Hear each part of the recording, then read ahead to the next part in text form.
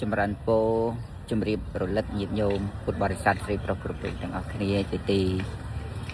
នឹករលឹកនឹងដោយសេចក្តីរាប់អានល្ងាចម៉ោង7ហើយពូថ្ងៃ8រោចរនោចខែវិសាខឆ្នាំមមីអដ្ឋស័កពុទ្ធសករាជ2570ពូឥឡូវម៉ោង7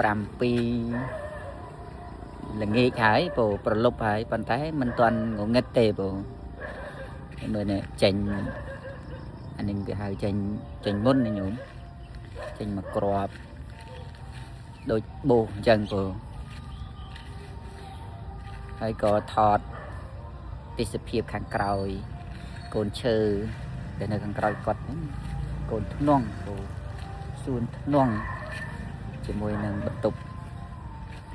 អនាម័យឯខាងនេះគឺមាត់ស្រះពូងាកឡើងអញ្ចឹងទៅក៏មកកំសាន្តនៅខាងក្រោយនេះបានជាទីរមតិធ្នង់នេះវាទន់ពូឬថាខ្យល់ភ្លៀងប្រហែលដាក់ប្រហែល2ថ្ងៃ3ថ្ងៃជាប់អញ្ចឹងអត់ទាន់រឹងដើមនេះបានផលហើយញោមមកដើមធំហើយធំទៀតណាព្រោះវាទន់ដោយសារតែស្លឹកវាលាស់ដោយតែភ្លៀងមកអញ្ចឹងទៅស្លឹកវាលាស់ល្អលាស់ទន់មេឃទន់ធៀងអស់ហើយញាតិញោមតាមបណ្ដាស្រុកភូមិ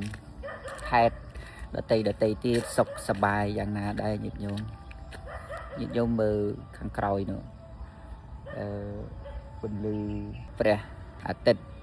បានកំពុងតែលិចទៅបន្តិចម្ដងអញ្ចឹងប៉ុណ្ណឹងចុះញាតិញោមណាសុខសប្បាយទាំងអស់គ្នាកុំឲ្យញាតិញោមភ្លេចមុខ